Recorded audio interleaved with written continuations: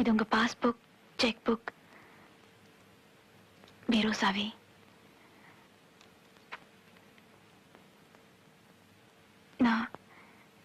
நான் சொல்ல வேண்டியதெல்லாம் சொல்லிட்டேன்.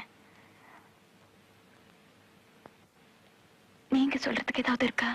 4 மணிக்கு ட்ரெயின், 2 மணிக்கு வந்து கூட்டிட்டு போறேன். எனக்கா நீங்க வர வேண்டாம், நானே போய்க்கிறேன்.